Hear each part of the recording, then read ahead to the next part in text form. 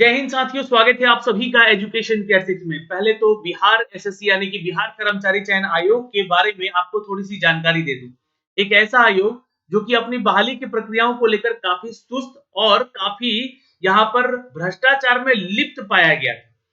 बहुत सारे एग्जाम इन्होंने कंडक्ट कराए, पर ये एग्जाम कंडक्ट नहीं करा पा रहे थे ढंग से, क्योंकि कहीं पेपर लीक हो रहा था, कहीं सेटिंग चल रहा था।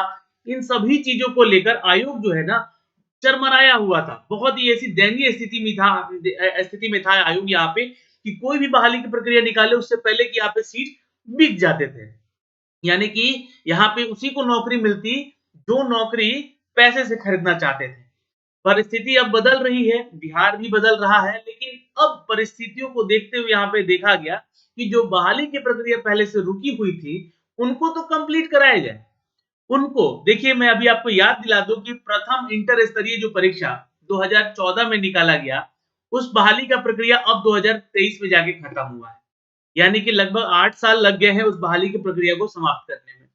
वैसे ही एक और बहाली है, ये ग्रुप डी की बहाली है, जो कि कार्यालय परिचारी का ये पोस्ट है। अब इसके लिए जो यहाँ पे आवेदन मांगा जा रहा है फिर से आप लोगों से, ये किससे मांगा जा रहा है, ये जानकारी आपको यहाँ से देंगे। बहुत सारे लोग इस पे वीडियो बना रहे हैं, ऐसा लग रहा है कि ये नई वैकेंसी। तो मैं आपको पहले ही वीडियो शुरू करने से पहले बता दूं कि ये नई वैकेंसी नहीं है। अभी नई वैकेंसी आने वाली है, ग्रुप डी की बहाली भी आने वाली है। तो पहले पुरानी बहाली की प्रक्रियाओं को तो खत्म किया जाए। तो मामला अटका हुआ था पटना हाई कोर्ट में। अब ये माननीय है, तो उनको भी सोचना चाहिए यहाँ पर कि वैसे अभ्यर्थियों का मामला क्यों लटका पड़ा हुआ था अभी तक। आखिर ऐसे आदेश क्यों नहीं आ रहे थे, उन बहाली की प्रक्रिया पर चर्चा क्यों नहीं हो रही थी, वो फाइल क्यों नहीं खुल रहे थे, उनको भी विचार करना चाहिए था। और ये करते करते काफी लेट हो चुका है। अब ये बहाली की प्रक्रिया की बात करूं मैं, तो 12 साल लेट हो चुके हैं हम लोग। आइए समझते हैं क्या है ये अपडेट, और इसके बारे में जानकारी भी देंगे आपको। कौन कौन से छात्र इसको अभी आवेदन कर सकते हैं, कौन कौन से डॉक्यूमेंट चाहिए, सिलेबस, योग्यता और चयन प्रक्रिया क्या होनी चाहिए आपकी, और फॉर्म को कहां से और कैसे भरना है, ये भी मैं आपको बताऊंगा। तो चलिए वीडियो में लेकर चलते हैं। प्लीज वीडियो को एक बार शेयर कर दीजिएगा, हो सकता है कि इनसे रिलेटेड जो कैंडिडेट होंगे उनको ये सारी अपडेट भी मिल जाए। तो प्लीज वीडियो को एक बार शेयर जरूर कर दीजिएगा, लाइक करें ना करें। दोस्तों, हम हैं बिहार एसएससी के ऑफिशियल वेबसाइट पे। आप लोग एक चीज देखेंगे, ये परिचारी का ये जो अपडेट आया है, कब आया है? 15 जनवरी 2024 को। अब यहाँ पे ये नोटिस जारी किया गया है ना, ये देखिएगा कि माननीय उच्च न्यायालय पटना द्वारा, जी हाँ, CWJC संख्या, ये आपका केस संख्या है, 2019 में इस पे केस हुआ था। अन्य संलग्न वादों पर, यानी कि जो भी वाद विवाद चल रहे थे, उसके रिगार्डिंग 18 दिसंबर 2019 को पारित न्यायाधीश के आलोक में परिचारी परिचारी देखिए, एक प्यून की नौकरी होती है, या परिचारी विशिष्ट की नौकरी जो होती है, वो 8वीं या 10वीं कक्षा के आधार पर निकाली जाती थी। पहले पहले तो 8वीं पे निकाली जाती थी, है ना? तो उन पदों पर नियुक्ति हेतु अभ्यर्थी जो कि पटना जिला के स्तर का ऑनलाइन आवेदन है। अब देखिए, मैं आपको ये क्यों बता रहा हूँ, क्योंकि पटना जिला लिख दिया गया यहाँ पे। ये पटना जिला का ही वैकेंसी था। आपको बता दें कि जो बिहार एसएससी करवा रही थी। अब इसके जो नोटिफिकेशन दिए गए हैं 12 तारीख को, ये क्या कहा गया है, ये सारी चीजें आप जो है ना, पटना हाईकोर्ट के ऑफिशियल वेबसाइट पे भी जाके केस संख्या देख सकते हैं। तो राज्य में कार्यालय परिचारी परिचारी विशिष्ट रिक्तियों के विरुद्ध में नियुक्ति की प्रक्रिया के संबंध में माननीय उच्च न्यायालय पटना के द्वारा, ये कोर्ट संख्या है, केस संख्या है, देखिएगा, है ना, ये केस संख्या, ये भी केस संख्या है, तथा ये भी केस संख्या में दिनांक 18 दिसंबर 2019 को पारित न्यायाधीश तथा तथा ये इसके समरूप, ये केस के समरूप, है ना, समरूप मामलों में पारित आदेशों के अनुपालन हेतु विभिन्न विभागों, जिलों और रिक्तियों भरने हेतु निर्गत विज्ञापन के आलोक में पूर्व में आवेदन समर्पित करने वाले आवेदकों की वन टाइम मेजर के रूप में बिहार कर्मचारी चयन आयोग पटना द्वारा प्रतियोगिता परीक्षा आयोजित कर योग्य अभ्यर्थी जो भी होंगे, अनुशंसा सामान्य प्रशासन विभाग बिहार पटना को भेजा जाना है। यानी कि सीधे सीधे यहाँ पे कहना क्या है कि इन सभी मामलों में अगर देखा जाए, इन सभी केस के मामलों में देखा जाए, तो ये पटना हाईकोर्ट ने आदेश दिया है कि विभिन्न विभागों में परिचारी की वैकेंसी होगी, यहाँ पे भी इनकी निकाली गई है। और जिलों में, तो जिला तो खासकर यहाँ पर मैं पटना की बात करूंगा, क्योंकि ये पटना जिला का ही था। रिक्तियों को भरने हेतु निर्गत विज्ञापन के आलोक में पूर्व में आवेदन, जिन्होंने पहले से आवेदन कर दिया है, यहाँ ध्यान दीजिएगा जरा, है ना, पूर्व में आवेदन जो समर्पित करने वाले आवेदक हैं, है ना, पहले से जो आवेदन समर्पित किए हैं उनको आवेदक, उनका वन टाइम मेजर किया जाएगा, है ना, सारा डिटेल के रूप में बिहार एसएससी पटना द्वारा प्रतियोगिता परीक्षा आयोजित करना, योग्य अभ्यर्थी की अनुशंसा करना यहाँ जरूरी है, उनको भेजा जाना है उनका सारा डिटेल।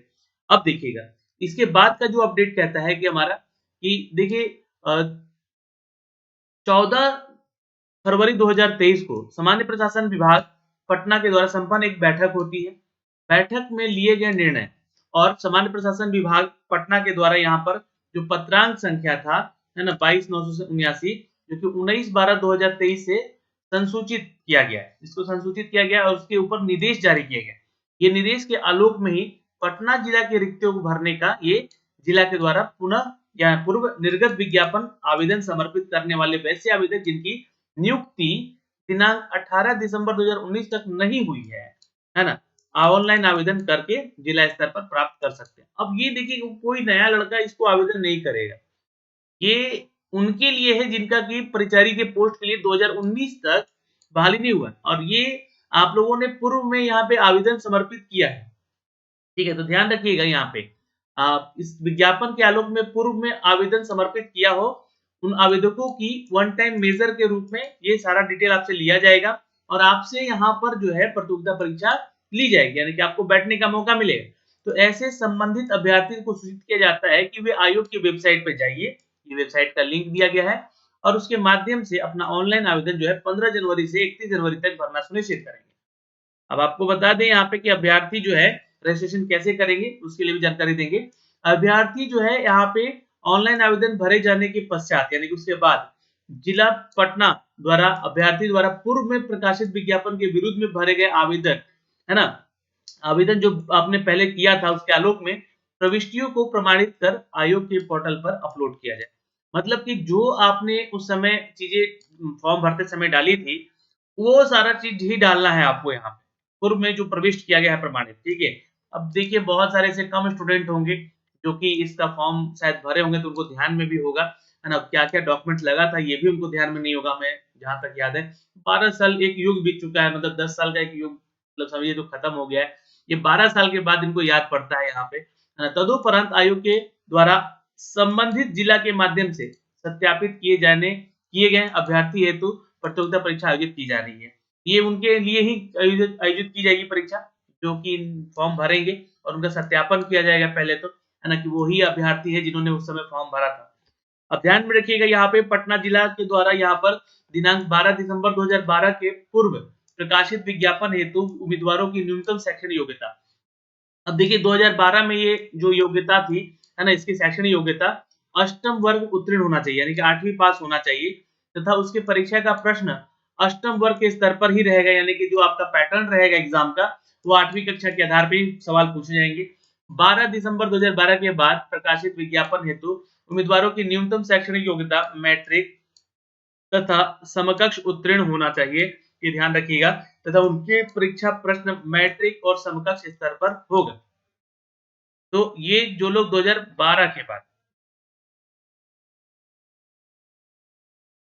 और जो उनकी उम्र सीमा है उनके बारे में जानकारी दी गई। न्यूनतम तथा अधिकतम एज जो लिमिटेशन है जो गणना होगी वो कट ऑफ डेट का निर्धारण आरक्षण के संबंध में जिला द्वारा पूर्व में प्रकाशित विज्ञापन निर्धारण आयु सीमा के अनुसार अर्थात उस समय इस संबंध में प्रवृत्त प्रावधान के अनुसार होगा, यानी कि उस समय जो आपका एज कट ऑफ दिया होगा डेट ऑफ बर्थ का 2019 से पहले का ये जो भी है बहाली है ना, जो 2012 से पहले का बहाली है तो उस समय का ही कट ऑफ डेट आपका रखा जाएगा, तो उनके लिए ही है।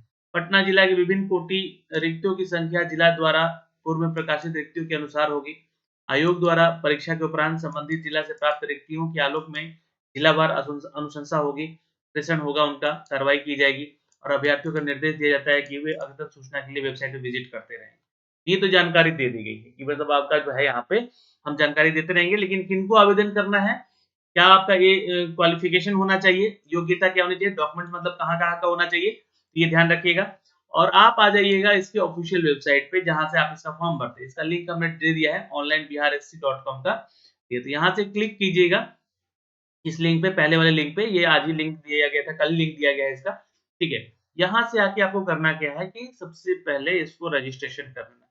कैसे रजिस्ट्रेशन करना है, तो ये आप यहाँ से देख सकते हैं। यहाँ से क्लिक करके हाउ टू अप्लाई वाले सेक्शन पे क्लिक कर लीजिएगा। तो यहाँ पे आपका एक पीडीएफ आ जाएगा, वो पीडीएफ आपको डाउनलोड करके पढ़ना होगा। यहाँ से ये ओपन हो रहा है और देखिए click here to view notice, तो यहाँ से आपका ये नोटिस भी दिख जाएगा। तो नोटिस अभी हमने आपको दिखाया है जो कि 2012/1/24 को निकाला गया था, है ना? यही नोटिस अभी आपको दिखाया है। यहाँ से आपको नोटिस मिल जाएगा। पहले तो आपको रजिस्ट्रेशन करना होगा, तो रजिस्ट्रेशन वाले सेक्शन पे क्लिक कर लीजिएगा। यहाँ पे आपको क्या करना है कि रजिस्ट्रेशन डिटेल डालना है। यहाँ पे ये सारी चीज़ें आपको दी गई है, ये आप पढ़िएगा। ये जो रजिस्ट्रेशन करने वाला आपका पेज है, ये सारा प्रोसेस दिया गया है आपको, क्या-क्या करना है पहले-पहले। इसको आप लोग एक बार रीड आउट कर लीजिएगा, है ना? पहले रजिस्ट्रेशन का पेज ओपन होगा यहाँ से, फिर उसके बाद ईमेल आईडी और मोबाइल नंबर डाल के आपको रजिस्ट्रेशन करना होगा। ये ध्यान रखिएगा। ओटीपी इसी नंबर पे आएगा और इसी ईमेल आईडी पे भी जाएगा। अब अभ्यर्थी ऑनलाइन पंजीकरण जो है करने के लिए सर्वप्रथम जिस जिला में आवेदन करना चाहते हैं उस सेल को सिलेक्ट करेंगे। तत्पश्चात जो है उसके द्वारा जिला में पूर्व में भरे गए आवेदन का जो आवेदन संख्या है, मतलब पहले से आपने जो फॉर्म भरा है, वो आवेदन एक वहाँ पे भरना होगा, है ना? वो संख्या आपको डालना होगा। अभ्यर्थी के द्वारा पूर्व में भरे गए आवेदन जो पहले से आवेदन किए हैं, मतलब रजिस्ट्रेशन आपका हुआ है, एप्लीकेशन का हुआ है, अंकित समय में नियोजालय और निबंधन संख्या प्रविष्ट करेंगे। अपनी सभी व्यक्तिगत महत्वपूर्ण जानकारियाँ देंगे यहाँ पे मोबाइल नंबर के साथ, ईमेल आईडी के साथ।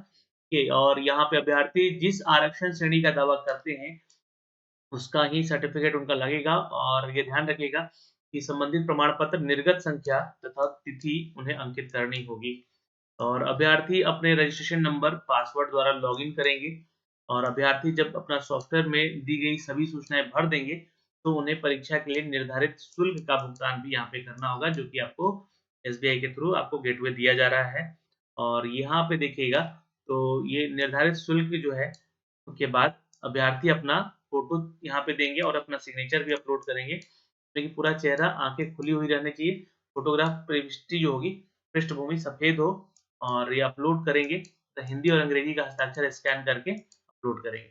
ये थोड़ा यहाँ पे वेबकैम के ज़रिए आपको शायद फ़ोटो अपलोड करने को कहा जा रहा है। हस्ताक्षर का आकार जो है, फ़ाइल का टाइप जो है और सेक्शन जो है यहाँ पे देख लीजिएगा, ये आपका दिया गया है साइज़ इसका।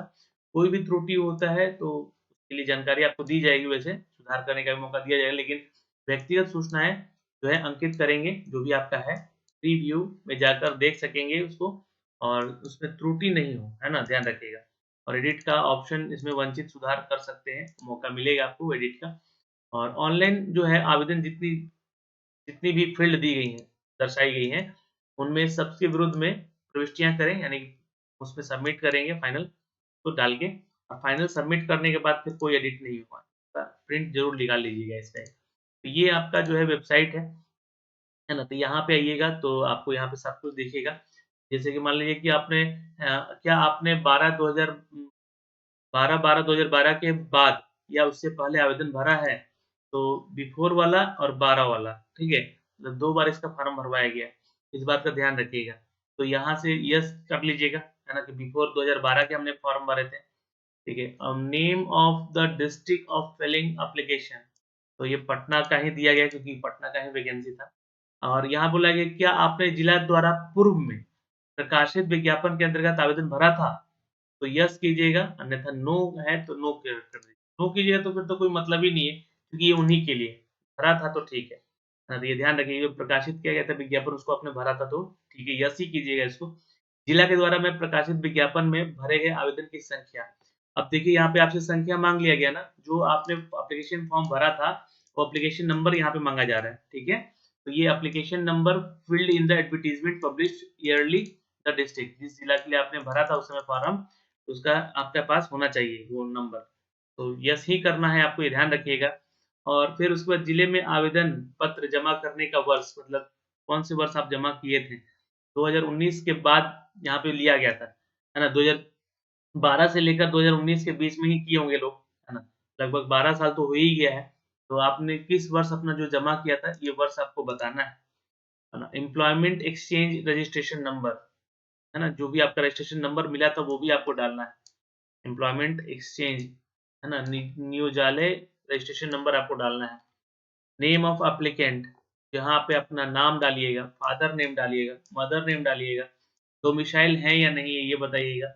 जेंडर आपका मेल है, फीमेल है या ट्रांसजेंडर है, कैटेगरी बता दीजिएगा कौन सा है, do you belong to EWS category और नॉट, ये भी आप बता देना कि देखिए उस समय तो ईडब्ल्यूएस कैटेगरी था नहीं, तो अब अगर आप संबंधित हैं तो उससे यस कर लीजिएगा, तो बेनिफिट आपको मिलेगा, नहीं है तो नो पे क्लिक कर लीजिएगा, है ना? और यहाँ पे देखिएगा तो ओबीसी, ईबीसी में आते हैं तो इसको क्लिक कर लीजिएगा, ठीक है? तो यहाँ से आइएगा तो ईबीसी वाला सेक्शन खुल जाएगा जिसमें कि आपको ईबीसी एनसीएल प्रमाण पत्र डाल सकते हैं, एससी एसटी वाले हैं तो आप अपना वो प्रमाण पत्र डाल सकते हैं, मतलब उसका नंबर डालना आपको, ठीक है? सर्टिफिकेट नंबर जो रहता है, इश्यू कब हुआ था, डेट को ये बताना है।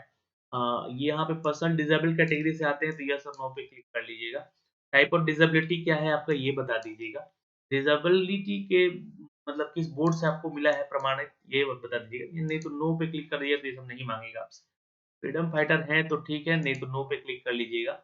और फ्रीडम फाइटर से संबंधित हैं मतलब तो उन पे आश्रित हैं आप तो यस कीजिएगा तो उनके डिटेल यहाँ पे भरना पड़ेगा, सर्टिफिकेट आपका बना है। आर यू एक सर्विसमैन? यस है तो यस करके अपना ये सारा डिटेल भरिएगा यहाँ पे। उनका एक आईडी प्रूफ भी देना होगा और डिफेंस में किस सेक्शन में आप काम किए हुए हैं वो बताना होगा। और यहाँ पे नहीं है तो नो पे क्लिक कर लीजिएगा, है ना? फिर उसके बाद टाइप ऑफ आईडी प्रूफ आपके पास कौन-सा है? आधार कार्ड डाल दीजिएगा, है ना? उसका आधार कार्ड का नंबर डाल दीजिएगा और आइडेंटिफिकेशन मार्क्स पूछा गया है कैंडिडेट का, कोई पहचान आपके चेहरे पे या हाथ पे या कहीं भी शरीर पे जहाँ पे दिखाया जा सके पहचान के लिए, तो वो आपको डालना है। और फिर मोबाइल नंबर अपना डालना है वही और इस मोबाइल नंबर को हमेशा अपने पास एक्टिव रखना होगा, जब तक ये बहाली की प्रक्रिया कंप्लीट नहीं हो जाता। फिर से वही नंबर डाल दीजिएगा, ईमेल आईडी डालिएगा, कन्फर्म ईमेल आईडी कीजिएगा, डेट ऑफ बर्थ यहाँ पे अपना डाल लीजिएगा, ठीक है? यहाँ ध्यान रखिएगा, बोला गया है कि date of birth as in the name as the its SLC और मैट्रिकुलेशन और इक्विवेलेंट सर्टिफिकेट, मतलब कि जिन्होंने 8वीं के कक्षा के आधार पे फॉर्म भरा हुआ 2012 में, फिर 2019 में तो 10वीं कक्षा के आधार पे माँग लिया गया था। तो ये सारा डिटेल आपको यहाँ से भर के देना है। उसी समय का अपना डेट ऑफ बर्थ लगाइएगा। तो इसके बाद अपना एड्रेस डाल दीजिएगा, अगर सेम है कॉरेस्पोंडेंट एड्रेस तो सेम पे यहाँ पे टिक कर लीजिएगा। फिर अपना एजुकेशनल डिटेल डालना है यहाँ पे, ना 8th का और 10th का मार्क जो डिटेल है वो बता देना है ना? तो चूँकि उस समय 8 बोर्ड के आधार पे भी परिचारी का ये प्यून का ही नौकरी था एक्चुअली, है ना? तो ये वैकेंसी निकाला गया था, ग्रुप डी टाइप का ये वैकेंसी था। फिर उसके बाद यहाँ पे ये कैप्चा डालिएगा और इसको एडिट एंड प्रीव्यू कर लीजिएगा। एडिट एंड प्रीव्यू इसलिए है क्योंकि अगर कोई गलती होता है तो प्रीव्यू कीजिएगा वहाँ पे, है ना? तो आपका सारा डिटेल पहले दिखेगा और आपका डिटेल जब दिखेगा, आपका सही किया हुआ सारा डेटा है, तो उसको फाइनल सबमिट कर लीजिएगा। सबमिट कीजिएगा यहाँ पे, उसके बाद आपका जो है पेमेंट वाला सेक्शन ओपन हो जाएगा। तो पेमेंट कर लीजिएगा, शायद ₹100 के यहाँ पे आस-पास का फीस है, तो इसको आप लोग जो है ना, इसको सबमिट कर दीजिएगा। ये सारी जानकारियाँ थी दोस्तों, जो कि हमने आपको इस वीडियो के माध्यम से कंप्लीट बता दी है। और अगर कोई भी जानकारी और चाहिए इससे रिगार्डिंग तो प्लीज़ कमेंट कीजिएगा और मैं आपको इसका डिटेल भी सारा ज़रूर बताऊँगा। जय हिंद।